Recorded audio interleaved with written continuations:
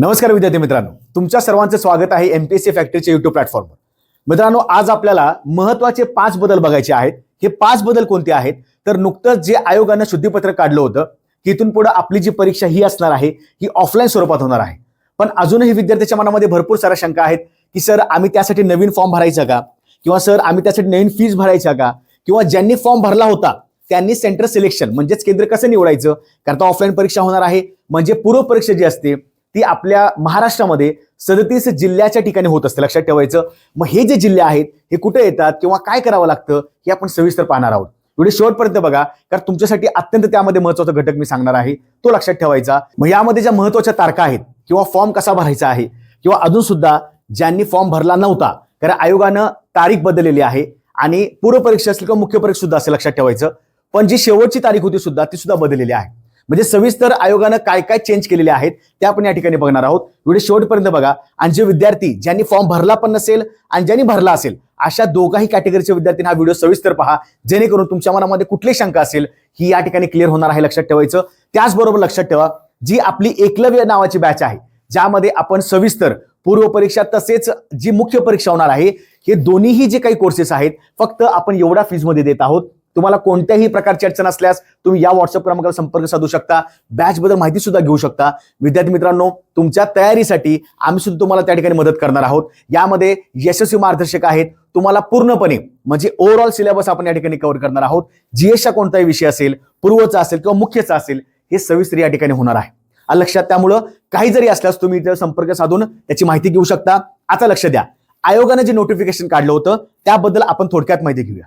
बघा, आयोगाचं काय म्हणणं आहे, तर महाराष्ट्र गट क सेवा संयुक्त पूर्व परीक्षा ही जी आपली परीक्षा होणार होती, तर खूप जास्त तुम्हाला मी आधी सुद्धा म्हटलं होतं की खूप जास्त ताणतणाव झाले, खूप जास्त आंदोलनं झालीत, काय काय जिल्ह्यामध्ये खूप जास्त रोष विद्यार्थ्यांनी त्याचा व्यक्त केला होता. आणि शेवटी मग सरकारला असं वाटलं की चला ऍटलिस्ट यावेळी सुद्धा जी काही परीक्षा आहे ती ऑफलाईन स्वरूपात घेण्याचा त्यांचा प्रयत्न होता, ती झालेली आहे. त्याचबरोबर आगामी काळामध्ये ते असं म्हणतायत की ऑगस्ट 27 पर्यंत कुठली परीक्षा ऑनलाईन होणार नाही, पण आपण नंतर सुद्धा चांगला प्रयत्न करणार आहोत की बाबा जास्त परीक्षा ऑफलाईन स्वरूपात व्हाव्यात. पण आता जी आपली परीक्षा ऑफलाईन स्वरूपात झालेली आहे त्याच्याबद्दल आपण जास्त विचार करूया. आता आयोगाने काय सांगितलेलं आहे की जी आधी परीक्षा सीबीटी म्हणजेच ऑनलाईन पद्धतीने होणार होती, तथापि प्रस्तुत परीक्षा प्रचलित पद्धतीने म्हणजे ऑफलाईन OMR आधारित, लक्षात ठेवायचं, घेण्याबाबत उमेदवाराकडून होत असलेली मागणी व उमेदवाराकडून प्राप्त निवेदने विचारात घेऊन ऑनलाईन संगणक प्रणालीवर आधारित पद्धतीने परीक्षा घेण्याचा निर्णय जुलै 27 अखेरपर्यंत पुढे ढकलण्यात येत आहे. आता महत्वाचं आपल्यासाठी काय बघा, तर 27 सप्टेंबर पासूनची परीक्षा होणार होती सुधारित दिनांकास, म्हणजे कधी होणार आहे, दिनांक 25 ऑक्टोबर 2026 रोजी. आणि महाराष्ट्र गट क सेवा संयुक्त मुख्य परीक्षा म्हणजे पूर्व परीक्षा 25 ऑक्टोबरला होणार आणि मुख्य परीक्षा 27 डिसेंबरला होणार. लक्षात, मग ह्या 2 तारखा महत्वाच्या लक्षात ठेवायच्या. आता आपण सविस्तर प्लॅन सुद्धा करणार आहोत. आगामी काळामध्ये तुमच्यासाठी तुम्हाला लागतील असे कोणते व्हिडिओ आहेत, म्हणजे पूर्व परीक्षा प्लॅन करायचा आहे, विषयाचं कसं स्ट्रॅटेजी करायची आहे, कोणती पुस्तकं वाचायची आहेत, किंवा अजून कोणत्या प्रकारच्या तुमच्या शंका असतील त्या सुद्धा कमेंटला टाकत चला. आपण सविस्तर त्याच्यात सुद्धा तुम्हाला मार्गदर्शन करणार आहोत. ठीक आहे. आता हे झालं तुमचा पहिला भाग नोटिफिकेशनचा. त्यानंतर बघा, आयोगानं काय सांगितलं की आम्ही ह्याच्यामध्ये कधी ऑक्टोबरला आम्ही परीक्षा घेणार आहोत, 25 ऑक्टोबरला.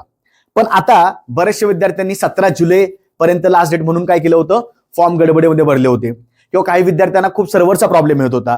आता शेवटी जर डेट पुढे ढकलली असेल परीक्षेची 100% मग इथे तुम्हाला सुद्धा डेट वाढवून दिलेली आहे परीक्षा फॉर्म भरण्याची. मग या नवीन तारखा लक्षात ठेवायच्या. अर्ज सादर करण्याचा अंतिम दिनांक हा 31 जुलै रात्री म्हणजे 11:59 वाजेपर्यंत आहे, म्हणजे रात्रीचे 11:59 लक्षात ठेवायचे. पण एवढ्या टोकाला कोणी जाऊन फॉर्म भरायचा नाही. तुम्ही आता सुद्धा फॉर्म भरू शकता, काही प्रॉब्लेम नाहीये. सर्व्हर आधीमध्ये प्रॉब्लेम करते, पण जर कुठली शंका असल्यास कमेंटला टाका, मग जेणेकरून तुमचा फॉर्म चुकीचा नको भरायला, एवढीच माझ्या मनामध्ये जास्तीत जास्त हे आहे, काळजी आहे. ठीक आहे. ऑनलाईन पद्धतीने विहित परीक्षा शुल्क भरण्याचा अंतिम दिनांक, तुम्ही फॉर्म सबमिट करा 31 जुलै पर्यंत शेवटची तारीख आहे. पण ऑनलाईन तुम्हाला जर काही हे करायचं असेल तर आपण काय म्हणूया, फीस भरायची असतील तर 3 ऑगस्ट रात्री 11:59 वाजेपर्यंत आहे. म्हणजे अगेन शेवटच्या दिवसाला धावपळ करायची नाही. विद्यार्थी आता झोपा काढतात आणि शेवटच्या 2-3 दिवसाला जागे होतात.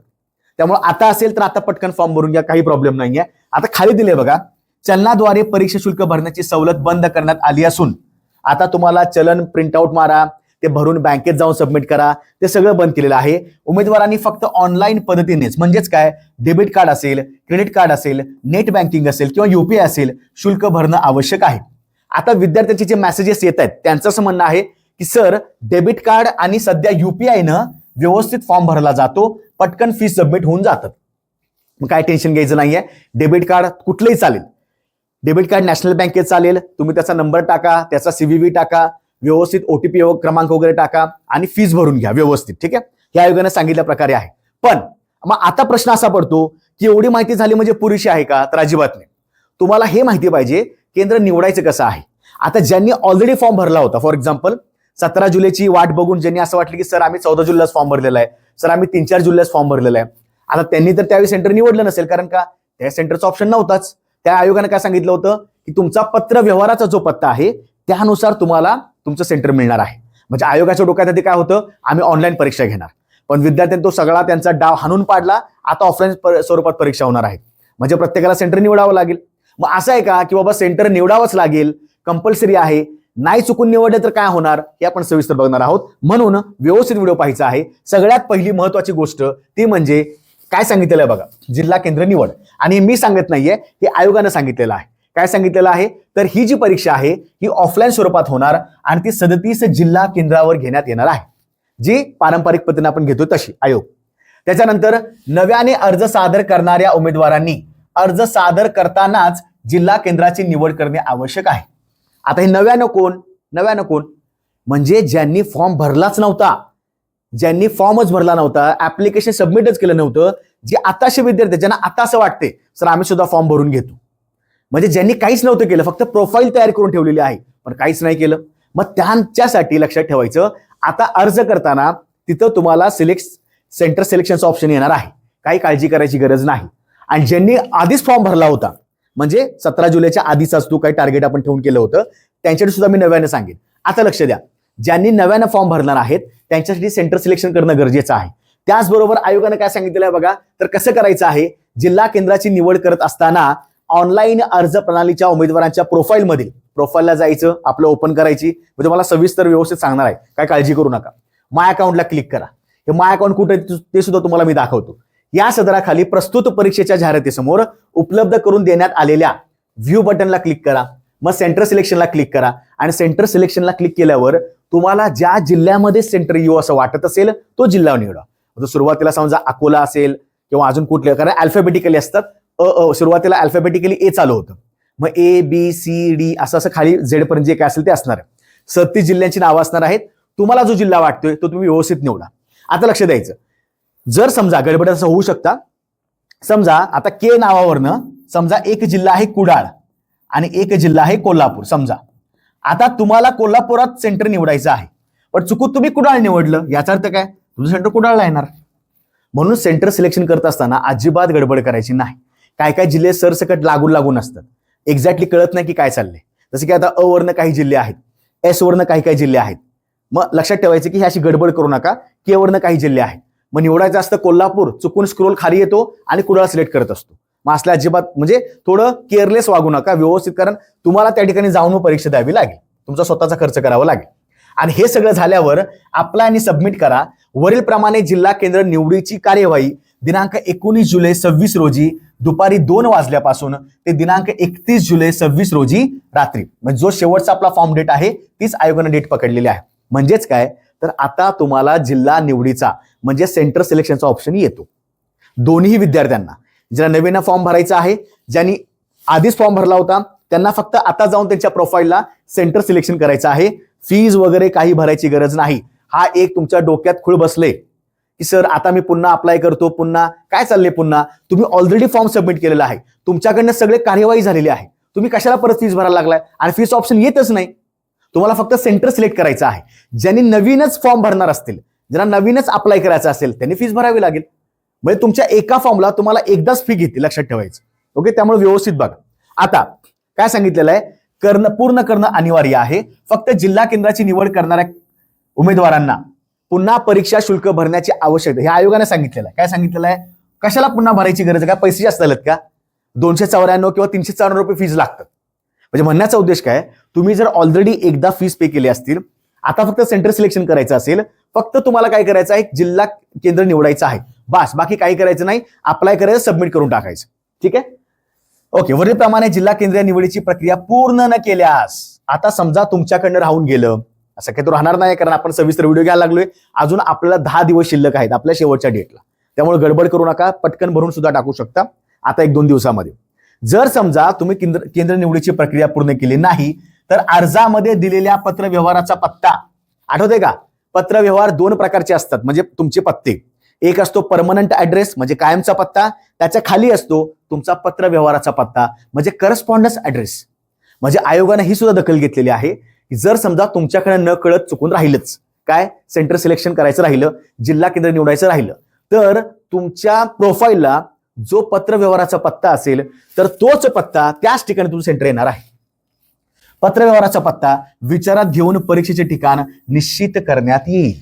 आणि जर त्या ठिकाणी जागा नसेल, तर जो पत्र व्यवहाराचा पत्ताचा जिल्हा आहे, तर त्याचा जवळचा तुम्हाला जिल्हा देण्यात येईल. पण आता आपण एवढं हे नाही की निष्काळजी नाही की बाबा आपण काय आता तिथं काय अपडेट करणारच नाहीये. सविस्तर सगळ्यांनी अपडेट करायचं आहे. प्रत्येकाने ज्यांनी फॉर्म भरला असेल, आत्ताच तुमचं केंद्र निवडून घ्या. ठीक आहे. एखादे जिल्हा केंद्र कार्यान्वित होऊ शकले नाही, अथवा एखाद्या जिल्हा केंद्रावर उमेदवारांना प्रवेश देण्याची क्षमता ओलांडली गेली, तर ते जिल्हा केंद्र निवडलेल्या उमेदवारांची बैठक व्यवस्था जवळच्या दुसऱ्या जिल्हा केंद्रावर करण्यात येईल. 100%. कारण एका ठिकाणी कॅपॅसिटी असते ना. फॉर एक्झाम्पल सगळे लोक पुण्यामध्ये अप्लाय करतात, कारण पुण्यामध्ये तयारी करण्याची संख्या म्हणजे विद्यार्थी संख्या जास्त आहे.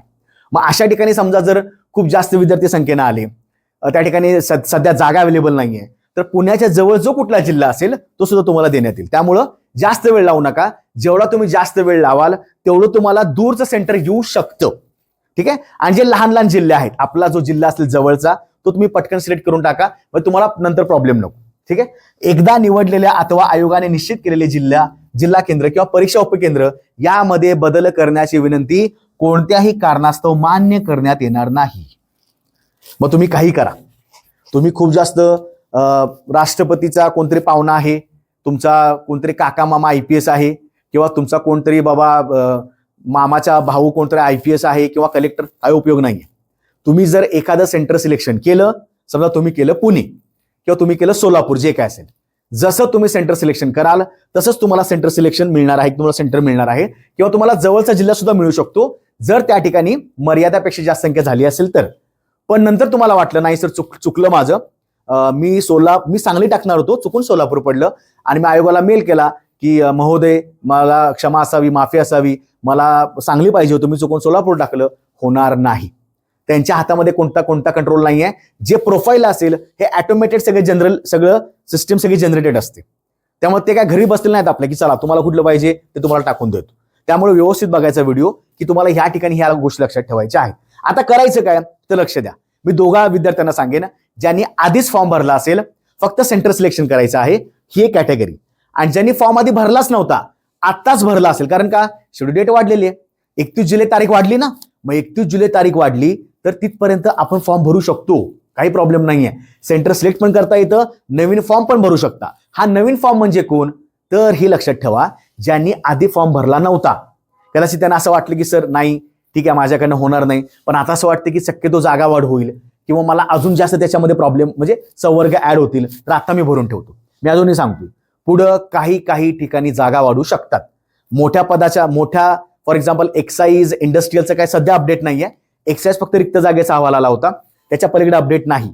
पण जे क्लेरिकल स्टाफ आहे, कर सहाय्यक आहे, लिपिक आहे, किंवा अचानकपणे सुद्धा एखाद्या पोस्ट संवर्ग वाढू शकतात. आयोगानं सांगितलेलं आहे, हे मी सांगत नाहीये.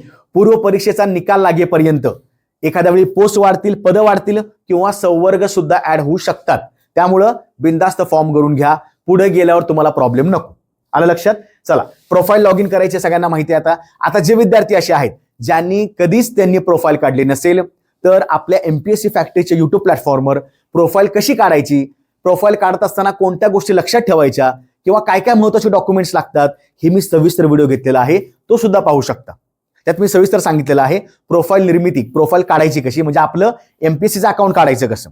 आणि जोपर्यंत तुम्ही MPSC अकाउंट काढणार नाही तोपर्यंत तुम्हाला MPSCची कुठली परीक्षेला अप्लाय करता येणार नाही, लक्षात ठेवायचं. आलं लक्षात? ओके, लॉग इन केलं, आपला ईमेल ID टाका किंवा मोबाईल नंबर टाकू शकता, पासवर्ड टाका. पासवर्ड विसरला असाल तर फॉरगॉट करा, रिसेट करा, काही करू शकता. लॉग इन विसरला असाल, लॉग इन फॉरगॉट करा. ठीक आहे. आणि जर तुम्हाला नवीन काढायचं असेल अकाउंट, तिथे दिलेलं असतं बघा, क्रिएट अ न्यू अकाउंट. जर तुम्हाला नवीन अकाउंट काढायचं असेल तर क्रिएट करा. पण आता विद्यार्थ्यांनी बऱ्यापैकी नवीन अकाउंट काढला असेल त्यांच्यासाठी लॉग इन करून घ्या. लॉग इन केल्यावर तुम्हाला 6 अंकी कॅप्चा टाकावा लागेल. तो नंबर व्यवस्थित टाका. नंबर व्यवस्थित टाकल्यावर तुम्ही तुमच्या प्रोफाईलमध्ये प्रॉपरली एंट्री करता. आता या ठिकाणी ही प्रोफाईल आहे. या प्रोफाईलला सगळं आपण व्यवस्थित दिलं आहे बघा. ही प्रोफाईल सध्या कंप्लीट आहे. कुठे चेक करायचं? प्रोफाईल. इथे एमपीसीचा पूर्ण लोगो वगैरे सगळं लिहिलेलं असतं. महाराष्ट्र लोकसेवा आयोग. असे तुम्हाला 4-5 ऑप्शन असतात. Home, profile creation, online application, my account, correspondence आणि लॉग आउट. ठीक आहे. आता तुम्ही लॉग इन केलेलं आहे. तुमचं काम काय आहे? तुम्हाला सेंटर निवडायचं आहे ना, तुम्हाला फॉर्म भरायचं आहे. आता इथं ऑनलाईन ऍप्लिकेशन एक तुमचा ऑप्शन आहे, प्रोफाईल क्रिएशन एक ऑप्शन आहे आणि माय अकाउंट एक ऑप्शन आहे. आता समजा तुम्हाला कोणती माहिती अपडेट करायची असेल, फॉर एक्झाम्पल आता आयोगाने काय सांगितलं होतं की बाबा एनसीएल आणि ईडब्ल्यूएस हे 2026 ते 27 लागतील असं आयोगाने सांगितलेलं आहे आधी त्याच्या जाहिरातीमध्ये. मग आता काही लोकांना वाटलं की सर आमचा एनसीएल आता निघणार आहे ह्या आठवड्यात, काही लोकांना वाटते सर आमचा 2 दिवसामध्ये निघणार आहे, त्यांना अपडेट करावे लागेल ना. कधी पण लक्षात ठेवायचं, प्रोफाईल अपडेट करताना माय अकाउंटला जा आणि जेव्हा तुम्हाला ते सर्टिफिकेट नंबर टाकायचा आहे, तुम्हाला तारीख टाकायची आहे, इथं ऑप्शन येतो बघा अपडेट. अपडेट केल्यावर तुम्ही प्रोफाईल क्रिएशनला जाता आणि प्रोफाईल तुम्हाला सविस्तर क्रिएट करायची. म्हणजेच काय, तुम्हाला तुमचं सर्टिफिकेट नंबर टाकायचा आहे, तुमची तारीख टाकायची, कुठलं पण असेल, एससीबीसी असेल, ईडब्ल्यूएस असेल, एनसीएल असेल, डोमेसाईल असेल, काही पण असेल. म्हणजे महत्वाचा मुद्दा काय आहे, तर तुम्हाला प्रोफाईल अपडेट करा. अपडेट कधी करतो आपण? समजा मला काहीतरी माहिती टाकायची आहे किंवा मला माहिती कमी करायची आहे, म्हणजे अपडेट करणं असणार ना. म्हणजे लक्षात ठेवायचं, ते विद्यार्थ्यांना सापडत नाही कुठं करायचं. माय अकाउंटला क्लिक केल्यावर अपडेट येणार, अनलॉक येणार आणि मग तुम्ही इथं असं ह्या टप्प्यावर जाऊ शकता. प्रोफाईल क्रिएशनला मग तुमचं personal information, education qualification, additional information, experience असेल, ह्या सगळ्याच्या माहिती तुम्हाला दिलेल्या असतात. आलं लक्षात? मग आता सध्या आपलं काय चाललंय की मला फक्त ऑनलाईन ऍप्लिकेशन करायचं आहे, मला नवीन फॉर्म भरायचा आहे. आता मी हे कोणासाठी सांगतोय? ज्यांनी सविस्तर प्रोफाईल तयार केलेली आहे त्यांना अजिबात अवघड जाणार नाही. बघा, माय अकाउंटला गेला, माझी प्रोफाईल कंप्लीट आहे, व्यवस्थित आहे बघा, इथे येतं ग्रीन मार्क. जर समजा तुमची प्रोफाईल अर्धवट असेल तर तुम्हाला कोणताही फॉर्म भरता येत नाही. इथं लाल अक्षरामध्ये येतं इनकम्प्लीट. आणि जोपर्यंत कंप्लीट होत नाही तोपर्यंत तुम्हाला अर्ज करता येत नाही, लक्षात ठेवायचं. मग कंप्लीट आहे, मी सगळी माहिती भरलेली आहे. आता मला इथं ऑनलाईन ऍप्लिकेशन बघा कुठं असतं, ते माय अकाउंटच्या साईडला आहे. ऑनलाईन मला अप्लाय करायचं ना. आता ऑनलाईन ऍप्लिकेशन म्हणजे काय, मला एका परीक्षेला अप्लाय करायचं आहे ऑनलाईन स्वरूपात. तर ऑनलाईन ऍप्लिकेशन मध्ये आतापर्यंत या आयोगानं 2 जाहिराती काढलेल्या आहेत. पण माझ्यासाठी महत्वाची कोणती आहे? महत्वाची आहे महाराष्ट्र गट क सेवा संयुक्त पूर्व परीक्षा 26. याला व्ह्यू केल्यावर तुम्ही बरोबर ह्या ऍड मध्ये जाता. ऍड मध्ये गेल्यावर तुमच्या लक्षात येतं की इथं अशी तुमची पूर्ण ऍड असणार आहे. चेक एलिजिबिलिटी करा आणि तुम्ही जसं क्वालिफिकेशन टाकलं असेल, 10वी असेल, 12वी असेल, ग्रॅज्युएशन असेल, डिप्लोमा असेल, पोस्ट ग्रॅज्युएशन, जे काय असेल, टायपिंग सर्टिफिकेट असतील, याच्यावर मी सविस्तर व्हिडिओ घेतलेला आहे. त्यामुळे रिपीट पुन्हा कंटेंट व्हायला नको म्हणून मी सांगतोय शॉर्टमध्ये की तुम्ही प्रोफाईल क्रिएशनला जाऊन तुमचं एज्युकेशन इन्फॉर्मेशन व्यवस्थित टाका. बघा, सगळ्या पदांना ग्रॅज्युएशन लागतं कंपल्सरी. फक्त जो एएमव्हीआय एक पद आहे, जे सहाय्यक मोटर वाहन निरीक्षक पद आहे, त्याला डिप्लोमा पण चालतो. ठीक आहे, लक्षात ठेवायचं. म्हणजे सगळे ग्रॅज्युएशन कंपल्सरी आहे. फक्त एका पदाला डिप्लोमा किंवा ग्रॅज्युएशन चालतं. दुसरी गोष्ट, टायपिंगसाठी फक्त 2च पद आहेत, एक कर सहाय्यक आहे आणि एक लिपिक आहे. बाकी कशालाही टायपिंग लागत नाही. अजूनही विद्यार्थ्याच्या मनामध्ये असा एक घोळ आहे, सर अजून टायपिंग कशाला लागतं? कर सहाय्यक आणि लिपिकला फक्त टायपिंग लागतं, इतर कोणत्याही पदाला टायपिंग लागत नाही, लक्षात ठेवायचं. उद्योग निरीक्षक वगैरे. आता एनी ग्रॅज्युएशन म्हणजे कुठलाही ग्रॅज्युएशनचा व्यक्ती कुठं अप्लाय करू शकतो? तांत्रिक सहाय्यक नावाचं एक पद आहे बघा. तांत्रिक सहाय्यक मध्ये कुठलाही ग्रॅज्युएशनचा व्यक्ती अप्लाय करू शकतो. आणि एक्साईज सध्या जागा याच्यामध्ये नाही आहेत, पण आगामी काळामध्ये येऊ शकतात, त्याला सुद्धा कोणताही ग्रॅज्युएशनचा व्यक्ती अप्लाय करू शकतो. फक्त युनिफॉर्म जॉब असेल त्याला शारीरिक पात्रता असते, लक्षात ठेवायची. ठीक आहे. मग जे तुम्हाला ऍड करायचं आहे, कमी करायचं आहे, हे सगळं प्रोफाईल क्रिएशनला जाऊन पर्सनल इन्फॉर्मेशन मध्ये जाऊन सगळं एडिट करायचं. ठीक आहे. आता ही सगळी प्रोफाईल आलेली आहे. आता इथं बघा, इंडस्ट्रियल इन्स्पेक्टरला एक अप्लाय करतो, इथं ग्रीन दिलेला आहे मार्क. आणि टेक्निकल असिस्टंट म्हणजे तांत्रिक सहाय्यकला एक अप्लाय, म्हणजे 2 पदाची नाव येतात बघा. ठीक आहे. जसं चेक एलिजिबिलिटी, तुम्ही पात्र कशाला आहात तुम्हाला दाखवणार. आता बघा, कर सहाय्यक टायपिंग सर्टिफिकेट नसल्या कारणानं इथं कर सहाय्यकला एक विद्यार्थी पात्र नाही, कारण कर सॅकची अट काही आहे, सध्या टायपिंग पाहिजे, नसेल तर तुम्ही अपियर करू शकता, काही प्रॉब्लेम नाही. आता इथे 2 असे पद आलेले आहेत, इंडस्ट्री इन्स्पेक्टर, टेक्निकल असिस्टंट. यांना क्लिक करा. क्लिक केल्यावर इथं अप्लाय केल्यावर आता लक्ष द्या, जे विद्यार्थी नव्यानं फॉर्म भरत आहेत, बघा नव्यानं फॉर्म भरत असताना इथं तुम्हाला असे select examination centre of your choice, तुम्हाला तुमचं आवडतं जिल्हा केंद्र निवडायचं आहे. तुमचं चॉईस कोणती आहे? समजा तुम्हाला वाटते पुणे निवडायचं आहे, तर टाकून द्या, सिलेक्ट करा, इथं पी टाका, बरोबर पुण्याचं ऑप्शन येईल. बी टाकलं, बीड, भंडारा, बुलढाणा, आणि अ पासनं पुढे आहेत बघा, अकोला, अलिबाग, अमरावती, म्हणजे अल्फाबेटिकली आहे. जो तुम्हाला जिल्हा हवा आहे एकच जिल्हा टाकता येतो. हे असं नाही ऑनलाईन परीक्षा नाही, ही इतर ठिकाणची असते बघा, 3 जिल्हे टाकायचे सेंटर, जो पहिला असेल तो येऊन जाईल, असं इथं नाही. तर तुम्हाला एकच जिल्हा, आयोगाने सांगितलेलं आहे please select maximum 1 exam centre, जास्तीत जास्त एकच, म्हणजे 2-3 नव्हे, एकच निवडायचं आहे. इथं पटकन निवडायचं. हे निवडल्यावर तुम्हाला खाली अप्लाय असं इथं बघा, खाली याच्या इथं खाली पुन्हा असं येईल अप्लाय आणि पे फीज, पुन्हा अप्लाय सबमिट तुम्हाला एक बॉक्स पण येईल तिथं की बाबा I hereby declare that, मी या ठिकाणी सगळं सांगतो की सगळी माहिती भरलेली आहे, ती व्यवस्थित आहे, पूर्णपणे 100% बरोबर आहे, आणि जर चुकीची असेल तर माझ्यावर कुठली तरी कारवाई होणार, असं ठिकाणी दिलेलं असतं. त्या चेकबॉक्सला फक्त क्लिक केल्यावर अप्लाय आणि पे फीज करा. बघा आता तुम्ही सेंटर सिलेक्शन पूर्णपणे केलेलं आहे. हे कुणी केलेलं आहे? ज्यांनी नवीनच फॉर्म भरला होता त्यांच्यासाठी हे क्लिअर करायचं. आता ज्यांनी ऑलरेडी फॉर्म भरला होता 17 जुलैच्या आधी, मी त्यांच्यासाठी पुढे 1-2 मिनिटांनी सांगतो काय करायचं. बघा त्यांना तर थोडंसं वेगळं येणार ना. आता हे कुणासाठी आहे? जे नवीन फॉर्म भरतायत, नवीनच अर्ज करत आहेत, त्यांना असं प्रॉपरली येणार. ठीक आहे. 37 जिल्हा केंद्राची नावं येणार. तुमचा जो जिल्हा आहे तो व्यवस्थित निवडा, तुम्हाला त्या जिल्ह्यामध्ये सेंटर येणार आहे. क्लिअर? हे क्लिअर झालं. शेवटी खाली तुम्ही क्लिक केल्यावर तुम्हाला पेमेंट मोड तुम्हाला सिलेक्ट करायचं आहे, ऑनलाईन पेमेंट. आता लक्ष द्या, असे 2 ऑप्शन येतात. ठीक आहे. 2 ऑप्शन मध्ये जो पहिला ऑप्शन आहे त्याला क्लिक करा, म्हणजे कशाला? SBI ला गोल करा, असा टिक मार्क निळ्या कलरचा येतो. पुन्हा ओके केल्यावर तुम्ही SBIच्या वेबसाईटला जाता. आता SBIच्या वेबसाईटला जाता म्हणजे असं नाहीये की बाबा तुम्ही SBIचंच कार्ड वापरायला पाहिजे. कुणी सांगितलं? इथं काय लोकांचा घोळ व्हायला लागलाय. इथं SBI दिसलं म्हणजे सर आमच्याकडे SBI कार्ड नाही, मग आम्ही काय करायचं? SBI कार्ड पाहिजे असं नाहीये. हे काय सांगितलेलं आहे? SBI कार्ड ही तुमची कमर्शियल या ठिकाणी पार्टनर बँक आहे. म्हणजे MPSC चे जे कुठले तुम्हाला फॉर्म भरायचे आहेत ते SBIची कमर्शियल वेबसाईट आहे बँकिंगची, त्याद्वारे तुम्हाला भरता येतं. याचा अर्थ असा नव्हे तुमचं डेबिट कार्ड SBIचं पाहिजे, तुमच्याकडे योनो ऍप पाहिजे, काही गरज नाही. आता 2-3 विद्यार्थ्यांनी HDFC न भरलेले आहेत, काही लोकांनी कॅनरावरनं भरलेले आहेत, काही लोकांनी दुसऱ्या काय बँक म्हणजे नॅशनल बँकेवर शक्यतो भरतात. लक्षात, मग एकतर बँकेचंही करू शकता. बघा इथे 4-5 ऑप्शन दिलेले आहेत. शक्यतो डेबिट कार्ड, इथे नंबर टाका आपला जो काय आहे, कार्डवरचं नाव टाका, एक्सपायरी आणि मंथ आणि इयर टाका आणि पे नाव करा, किंवा UPI करा. शक्यतो फोन पे, पेटीएम, गुगल पे जे काय असेल. तुम्हाला QR कोड येतो, शक्यतो 4.5 मिनिटं त्याचा वेळ असतो किंवा 5 मिनिटं कधी जरी असेल. QR कोड आला, QR कोड व्यवस्थित मोबाईलनं स्कॅन करा. स्कॅनर येतो तिथं, QR कोड तुम्ही व्यवस्थित तुमच्या मोबाईल ऍप्लिकेशनला जाऊन व्यवस्थित स्कॅन करा, पे करा आणि थांबायचं. पे केल्यावर गडबड करायची नाही, इकडे बॅकला लगेच जायचं नाही. हे पूर्ण थोडं सिस्टम मध्ये ऍक्टिव्हेट होत असतं. मग 2 ऑप्शन करू शकता, एक तर इथनं फी भरा किंवा इथनं फी भरा. आता फीस कोण भरणार?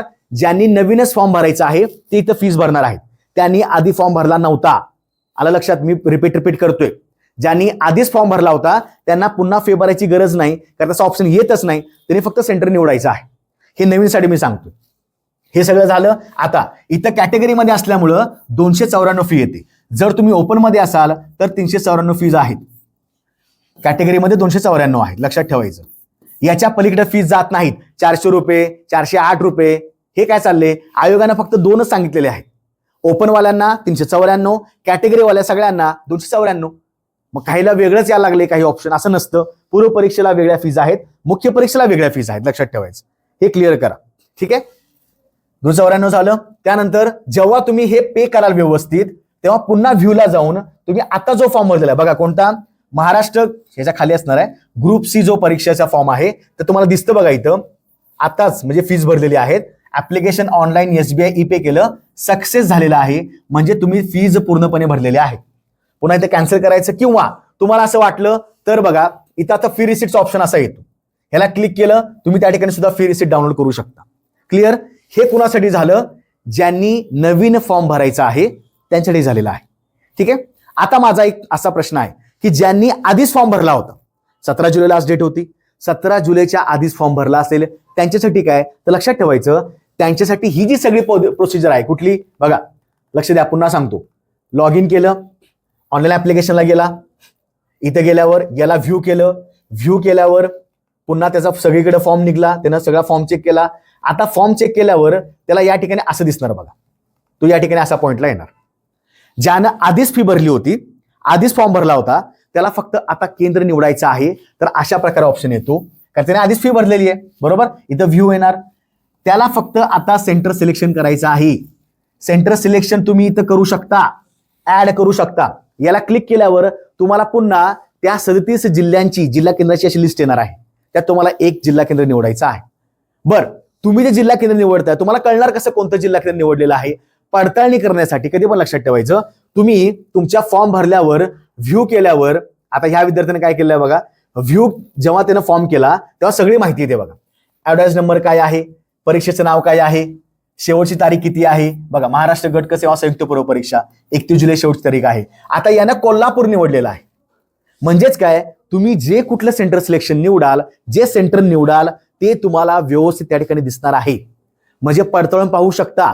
नाहीतर सेंटर सिलेक्शन केले कुडाळ आणि शोधा लागला कोल्हापूर, असं कसं होईल. तुम्ही जे निवडलं असेल तेच तुम्हाला या ठिकाणी येणार आहे. आणि पदांची लिस्ट पण अशी येते बघा, तुम्ही प्रेफरन्स कसा टाकलेला आहे, ठीक आहे. मग पहिल्यांदा इंडस्ट्री इन्स्पेक्ट टाकला असेल, मग कर सहाय्यक असेल, मग तांत्रिक सहाय्यक, जे काय असेल. लक्षात, ओके, क्लिअर झालं. आता ज्यांनी फीस भरलेली आहेत ऑलरेडी त्यांना फक्त काय करायचं आहे, सेंटर सिलेक्शन करायचं आहे. सेंटर सिलेक्शन केल्यावर इथं सुद्धा लिस्ट येते, त्यातला तुम्हाला एक जिल्हा निवडायचा आहे.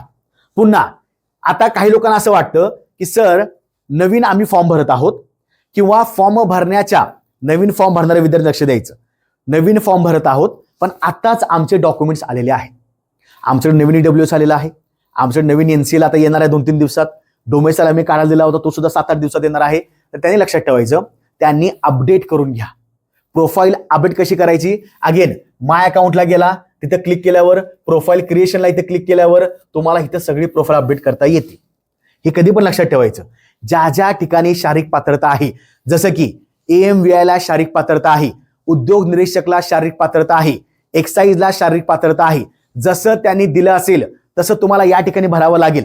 आता फॉर एक्झाम्पल समजा 163 सेंटीमीटर उंची आहे आणि तुम्ही टाकले 160 सेंटीमीटर, तर तुम्ही त्या पदाला कसं अप्लाय कराल, तुम्ही त्या पदाला कसं एलिजिबल व्हाल, बरोबर ना. मग तुम्हाला कुठे येणार या ठिकाणी, असं येणार नाही सुरुवातीला, किंवा तुम्ही या पदाला एलिजिबल नाहीये. मग काही विद्यार्थ्यांना अजून फॉर्म भरताना थोडंसं प्रॉब्लेम यायला लागलं. त्याचं कारण आहे तुम्ही व्यवस्थित माहितीच टाकत नाही. आता ज्यांना प्रोफाईल व्यवस्थित एडिट करायची आहे त्यांनी व्यवस्थित तिथं बघा, तुमची स्वतःची माहिती अपडेट करा, जे तुमची माहिती असेल ती अपडेट करून घ्या. मी सविस्तर तुम्हाला फॉर्म कसा भरायचा हे सुद्धा सांगितलेलं आहे सुरुवातीच्या लेक्चरमध्ये. आता फक्त आपण अपडेट करत आहोत, ठीक आहे. त्याच्यानंतर सगळ्यात महत्वाचं, तुमची फिजिकल मेजरमेंट, ज्या ज्या पदांना लिपिक, कर सहाय्यक, तांत्रिक सहाय्यक अशा पदांना कोणत्याही प्रकारची शारीरिक पात्रता लागत नाही. पण AMVI असेल, सहाय्यक मोटार वाहन निरीक्षक आहे, किंवा तुमचं एक्साईज वालं पद आहे, त्यांना शारीरिक पात्रता लागते, ठीक आहे. म्हणजेच काय, त्यांची हाईट लागेल, मुलांना काही मिनिमम हाईट दिलेली आहे, किंवा छाती फुगवायचं मिनिमम त्यांनी दिलं आहे, तसं मुलींना हाईट आणि वजन सुद्धा दिलेलं आहे बघा. मग तुम्ही व्यवस्थित टाकून घ्या, जे असेल ते व्यवस्थित टाकायचं आहे, ठीक आहे. ओके, त्यानंतर ज्यांची कॅटेगरी व्यवस्थित आहे त्यांनी कॅटेगरी व्यवस्थित टाका इथं प्रोफाईल क्रिएशन मध्ये. आता हे कधी, फॉर्म अप्लाय करण्याच्या आधी. ज्यांनी आता फॉर्म अप्लाय केला असेल त्यांना आता काही करता येणार नाही, तुमचा फॉर्म सबमिट झालेला आहे, म्हणजे तुमच्या प्रोफाईलला त्यावेळी माहिती कशी होती ते सबमिट झालेली आहे. पण ज्यांना अजून असं वाटतं सर आम्ही आता फॉर्म भरणार आहोत तर आम्हाला एकदा माहिती सांगा, त्यांनी प्रोफाईल क्रिएशनला जाऊन व्यवस्थित माहिती टाका.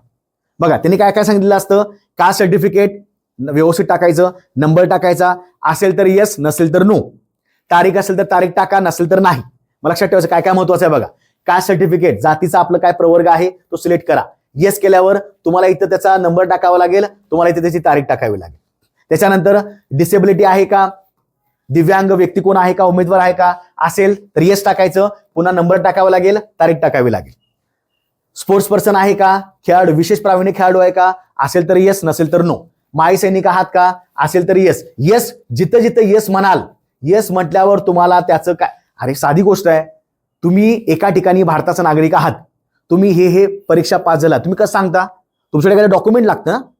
मग लक्षात ठेवायचं, माजी सैनिक आहे, प्रकल्पग्रस्त आहे, भूकंपग्रस्त आहे, दिव्यांग आहे, अनाथ आहे, खेळाडू आहे, जसं तुमच्याकडे डॉक्युमेंट आहे यस केलं असेल तुम्हाला इथे सगळी माहिती टाकावी लागणार आहे, हे लक्षात ठेवायचं.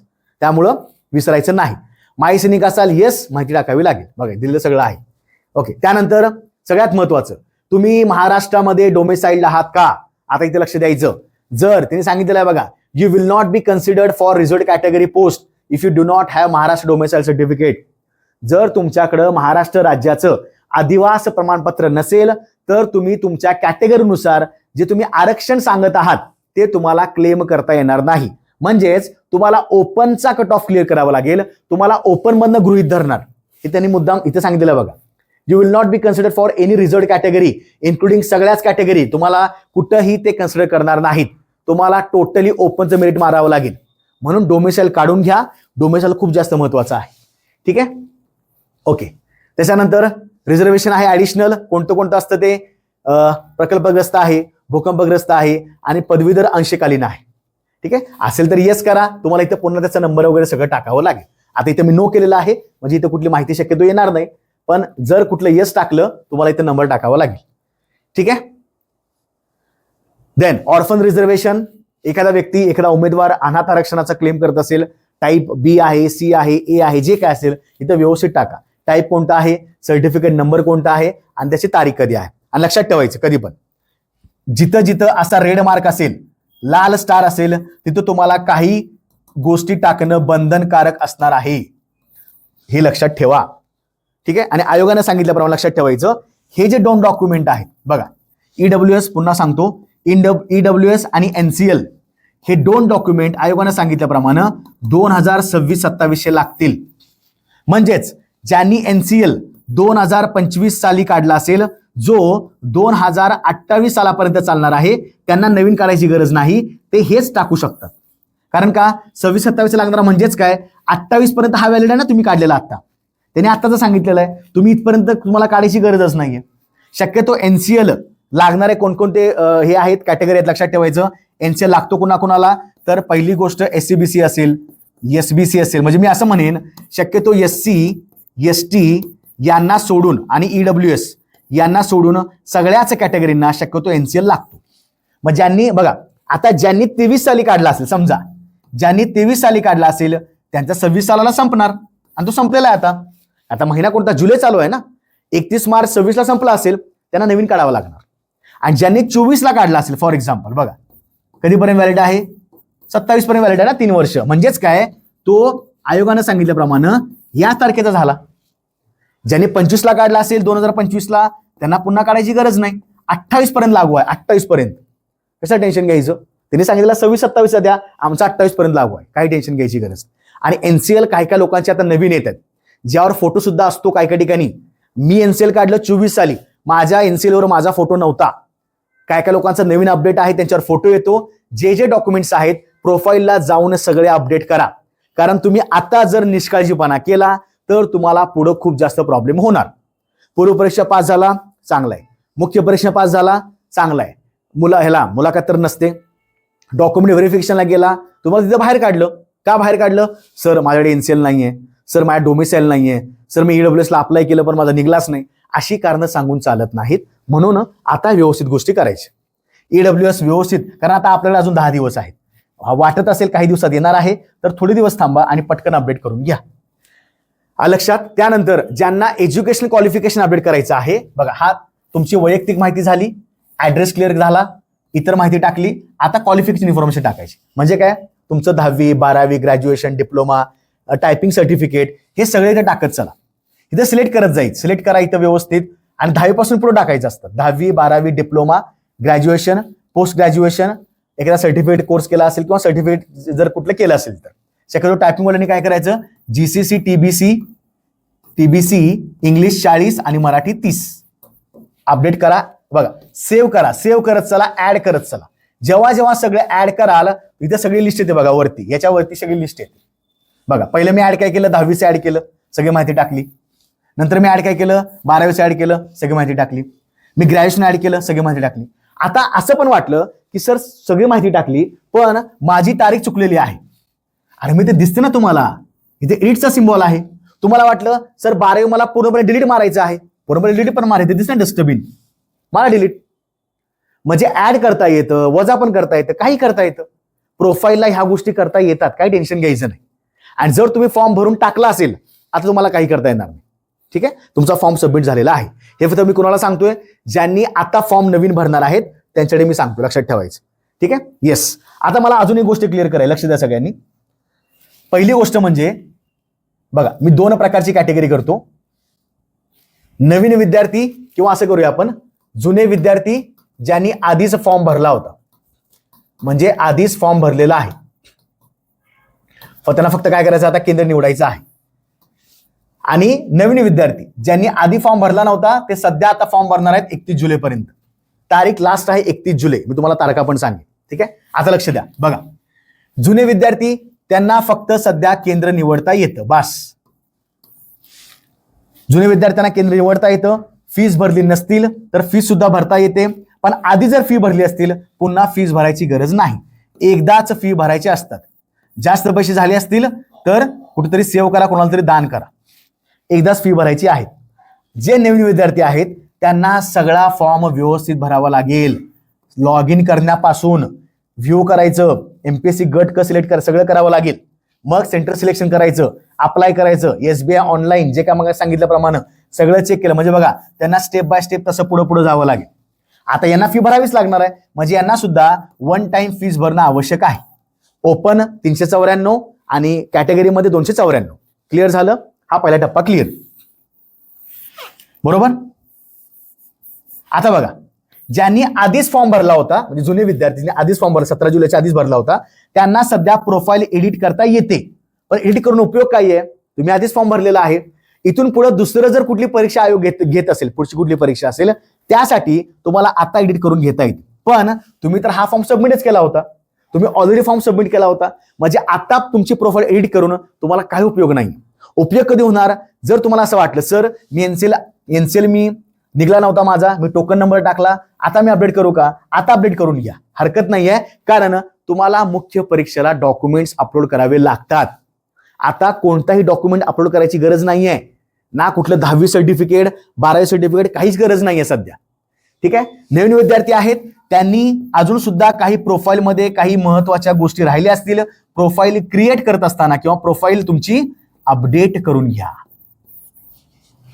ठीक आहे, आणि सगळ्यात महत्वाचं तुमचे जे कॅटेगरी आहेत बघा, मी अजूनही सांगतोय, 10वी 12वी, डिप्लोमा असेल तर डिप्लोमा समतुल्य, ठीक आहे, ग्रॅज्युएशन, पोस्ट ग्रॅज्युएशन आणि टायपिंग. जे जे टायपिंगला करतील जीसीसी वगैरे त्यांना या प्रकारे विंडो ओपन होणार. लिपिकसाठी पात्र आहात किंवा कर सहाय्यकसाठी पात्र आहात, जे काय मराठी इंग्रजी जे काय सांगितल्याप्रमाणे असेल ते. ज्यांचं टायपिंग नसेल टाकायची गरज नाही, पण ग्रॅज्युएशनवर तुम्हाला तांत्रिक सहाय्यक पोस्ट अप्लाय होणार, तांत्रिक सहाय्यक. आणि ज्यांचं टेक्निकल ग्रॅज्युएशन आहे, सिव्हिलमध्ये आहे, मेकॅनिकलमध्ये आहे, त्यांना मात्र मग उद्योग निरीक्षक आणि AMVI हे पद त्यांना अप्लाय करता येणार. असं प्रत्येकाचं वेगळं आहे. त्यामुळं एज्युकेशनल क्वालिफिकेशन व्यवस्थित टाका, याचा क्रमांक व्यवस्थित टाका, पासआउट तारीख व्यवस्थित टाका, सगळ्यांचं व्यवस्थित टाका. ठीक आहे, आता दुसरी गोष्ट तुमचं कोणतं अगेन महत्वाचं आहे बघा, तुमचं कास्ट सर्टिफिकेट महत्वाचं आहे. नंबर टाकावा लागतो, तारीख टाकावी लागते. त्याच्यानंतर त्याची व्हॅलिडिटी महत्वाची आहे. ज्यांच्याकडे व्हॅलिडिटी असेल म्हणजे तुमचं जात वैधता प्रमाणपत्र असेल तर यस नंबर टाकायचा, नसेल तर नो नंबर टाकायची गरज नाही. ठीक आहे, हे तर तुम्हाला पाहिजेच. हे जर नसेल तुम्ही कसे कॅटेगरी क्लेम करणार? तुम्ही ओपन मध्ये गेला मग. क्लिअर? त्याच्यानंतर तुमचा EWS, कुणी विद्यार्थी EWS मध्ये आहे त्यांनी येस करा, नंबर टाकावा लागतो, तारीख टाकावी लागते, नसेल तर नो. त्याच्यानंतर ज्यांना NCL लागतो कॅटेगरीनुसार, ज्यांच्याकडे असेल येस करा, नंबर टाका, नसेल नो करा, पण तुम्ही नंतर अपडेट करू शकता. मुख्यच्या वेळी तुम्हाला हे डॉक्युमेंट लागणार. ठीक आहे, त्याच्यानंतर पुन्हा अजून महत्वाचं काय वाटतंय? येस, व्हेरी गुड, डोमेसाईल महत्वाचं आहे. डोमेसाईल येस करावाच लागेल, नंबर टाकावा लागेल, व्यवस्थित टाकून द्या. डोमेसाईल आता टाकला नाही नसेल पुढे प्रॉब्लेम होऊ शकतो, तुम्हाला ओपनमध्ये गृहीत धरू शकतं. लक्षात? मग आता मात्र यातलं कुठलंही डॉक्युमेंट अपलोड करायची गरज नाही, काही करायची गरज नाही. मुख्य परीक्षा वेळी जेव्हा तुम्ही पूर्वपरीक्षा क्लिअर कराल, मुख्य परीक्षेच्या शेवटच्या दिनांकापर्यंत तुमच्याकडे यातले बरेचसे डॉक्युमेंट अवेलेबल पाहिजेत आणि मग तुम्हाला ते फोटो मारून किंवा त्यांच्या फॉर्मॅटमध्ये अपलोड करावे लागतात. आता काही करायची गरज नाही. लक्षात सगळ्यांच्या आला असेल असं मी गृहीत धरतो. सविस्तर सांगितलेलं आहे. म्हणजे नवीन विद्यार्थ्यांना फीस भरावी लागतील. आता ज्यांना असं वाटते सर माझा फॉर्म चुकलेलाच आहे पूर्ण, म्हणजे मी बऱ्याच ठिकाणी चुका केलेल्या आहेत, त्यांना एक ऑप्शन असतो. तुम्ही जो फॉर्म भरला होता त्या फॉर्मच्या पुढं कॅन्सल ऍप्लिकेशन असा एक ऑप्शन असतो बघा, कॅन्सल ऍप्लिकेशन. तुम्हाला असं वाटलं सर माझा फॉर्म चुकीचा होता, मी काही पण टाकलेला आहे, माझ्याकडनं चुका भरपूर झाल्या आहेत, तर तुम्हाला कॅन्सल ऍप्लिकेशन करावं लागेल. कॅन्सल ऍप्लिकेशन केल्यावर मोबाईल नंबर, OTP सगळं क्लिअर करा, तुम्हाला पुन्हा फॉर्म भरता येतो. पण पुन्हा फॉर्म भरताना तुम्हाला फीस भरावी लागणार. लक्षात आलं? एकदा फीस भरल्या त्या रिफंडेबल नसतात, नॉन रिफंडेबल आहेत. 294 रुपये कट झाले, त्यांच्याकडे जमा झाले, ते पुन्हा तुम्हाला पाठवणार नाहीत. तुम्ही असं म्हणू शकत नाही सर माझ्याकडनं चुकी झाली, आता मला परत पाठवा, मी पुन्हा फॉर्म भरणार आहे. नाही. त्यामुळं लहान लहान मिस्टेक झाले असतील ठीक आहे, मेजर चुका झाल्या असतील, 4-5 पेक्षा जास्त झाले असतील, स्पष्टपणे सांगतो ऍप्लिकेशन कॅन्सल करा, नवीन फॉर्म भरा, 294 रुपये परत जाऊ देत, काही फरक पडत नाही. पण लहान लहान मायन्यूट असेल की यार जरा तारीख इकडे तिकडे झाली, ठीक आहे, आपण ऍफिडेव्हिट करू शकतो नंतर, हरकत नाही. बरं कमी जास्त झालं, थोडंसं विद्यापीठाचं नाव चुकलं, डिग्रीचं कमी जास्त आलं, हरकत नाही. पण मेजर चूक झाली असेल, 10वीचं बोर्ड सर्टिफिकेट नाव चुकलं असेल, कॅटेगरी चुकले असेल, नंबर चुकला असेल, अशा मेजर मिस्टेक झाल्या असतील मल्टिपल, तर शक्यतो कॅन्सल करता येतो, काही प्रॉब्लेम नाही. पण अगेन मी म्हणतोय काहीच गरज नाही आहे, सरळ भरून टाका, आपण नंतर मेन्सला वगैरे मुख्य परीक्षेच्या वेळी करू शकतो. ठीक आहे, सविस्तर कळालं. कुणी फॉर्म पुन्हा भरायचा आहे, तारखा, आता तारखा महत्वाच्या बघा, पुन्हा सांगतो. लास्ट तारीख किती आहे केंद्र निवडण्याची आणि फॉर्म सबमिट करण्याची? 31 जुलै आपली शेवटची तारीख आहे. पूर्वपरीक्षा तारीख कधी आहे? आता पूर्वपरीक्षा ऑफलाईन स्वरूपात होणार, मुख्य तर ऑफलाईन होणारच होती, पूर्व सुद्धा ऑफलाईन होणार आहे. 25 ऑक्टोबर ही आपली पूर्वपरीक्षा दिनांक आहे, गट क संयुक्त. मुख्य परीक्षा कधी आहे? तर बघा 25 ऑक्टोबर पासून फक्त 62 दिवसामध्ये, म्हणजे कधी 27 डिसेंबरला तुमची मुख्य परीक्षा आहे. मग आता आपला प्लॅन कसा असणार आहे? तर 25 ऑक्टोबर म्हणजे आजपासून पाहायला गेलं तर ऑगस्ट, सप्टेंबर, ऑक्टोबर 3 महिने शिल्लक आहेत. 90 दिवस तुम्हाला प्लॅन करावा लागेल. लवकरच मी त्याच्यावर एखादा व्हिडिओ घेऊन येतो. तुम्हाला अजून कोणत्या गोष्टी हव्या असतील मला सांगत चला. फॉर्म भरताना अजून काही अडचणी आहेत त्या सुद्धा मी क्लिअर करत जातो. काही महत्वाच्या वाटतात, काही एकदमच बेसिक असतात, काही गरज नसते त्यांना रिप्लाय करण्याची, पण ज्या ज्या महत्वाच्या वाटतात त्या तुम्ही व्यवस्थित कमेंट टाकत चला आणि याच प्रकारचे व्हिडिओ फॉलो करत चला.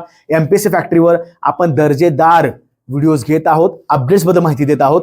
त्याच प्रकारे आपण दररोजच्या आपल्याकडे 2 ते 3 लेक्चर आपले लाईव्ह असतात, त्याचा फायदा घेत चला. म्हणजे फ्री ऑफ कॉस्ट आहेत, फ्री लेक्चर्स आहेत, YouTube फॉलो करत चला. त्याचबरोबर जे जे महत्वाचे आपले अपडेट्स आहेत आणि आपली बॅच सुद्धा सुरू आहे. ही बॅच आपल्या फक्त महाराष्ट्र अकॅडमीच्या ऍपला सुरू आहे, त्याचा सुद्धा फायदा घेत चला. काही वाटल्यास या नंबरला संपर्क साधा. पूर्णपणे पूर्व आणि मुख्य अशा दोन्हीही परीक्षांची आपण या ठिकाणी तयारी करून घेत आहोत. व्हिडिओ शेअर करा, लाईक सुद्धा करा आणि तुमच्या काही शंका असतील अजून फॉर्म भरण्यासंदर्भात तर मला कमेंटला तिथं टाकत चला.